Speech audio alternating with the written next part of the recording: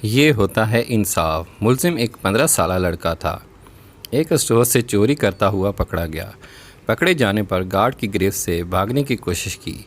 مزاحمت کے دوران اسٹور کی ایک شیلف بھی ٹوٹا۔ جج نے فرد جرم سنی اور لڑکے سے پوچھا، تم نے واقعی کچھ چرایا تھا؟ بریڈ اور پنیر کا پیکٹ۔ لڑکے نے اعتراف کر لیا۔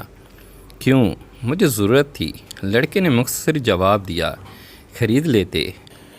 پیسے نہیں تھے، گھر والوں سے لے لیتے۔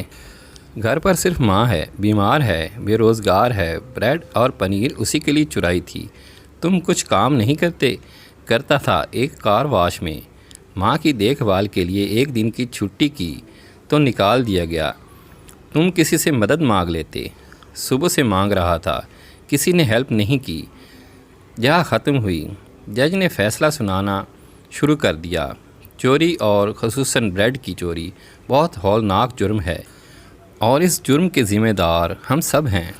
عدالت میں موجود ہر شخص مجھ سمیت اس چوری کا مجرم ہے۔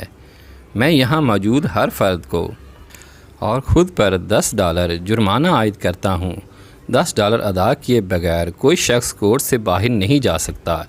یہ کہہ کر جج نے اپنی جیب سے $10 نکال کر میز پر رکھ دیے۔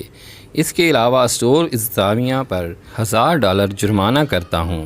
اس نے ایک بھوکے بچے سے غیر انسانی سلوک کرتے ہوئے اسے پولیس کے حوالے کیا۔ اگر 24 گھنٹے میں جرمانہ جمع نہ کرایا گیا تو کورٹ اسٹور سیل کرنے کا حکم دے دے گی۔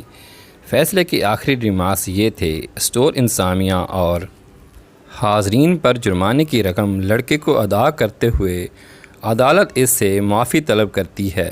فیصلہ سننے کے بعد حاضرین تو اشک بار تھے ہی، اس لڑکے کی تو ہچکیاں ہی بند گئی تھیں اور وہ بار بار جج کو دیکھ رہا تھا۔ کفر کے معاشرے ایسے ہی نہیں پھل پھول رہے، اپنے شہریوں کو انصاف ہی نہیں عدل بھی فراہم کرتے ہیں۔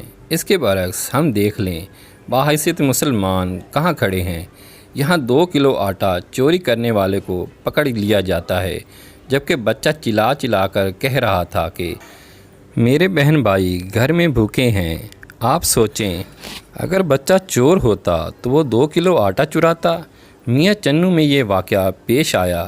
بچہ ہاتھ جوڑ کر 2 کلو آٹا مانگتا رہا۔ یہ اسلامی جمہوریہ پاکستان ہے۔ یہاں منصوبہ سازوں کے بچے یورپ میں عیاشیاں کر رہے ہیں اور ہمارے بچے 2 وقت کی روٹی کے لیے ترس گئے ہیں۔ چاچا 2 کلو آٹا دے دو، گھر میں سب بھوکے ہیں۔ میاں چنو میں ایک معصوم 12 سالہ بچہ 2 کلو آٹا چوری کرتے ہوئے پکڑا گیا اور ظالم مدد کرنے کی بجائے اس پر تشدد کرتے رہے، لیکن وہ پھر بھی آٹا مانگتا رہا۔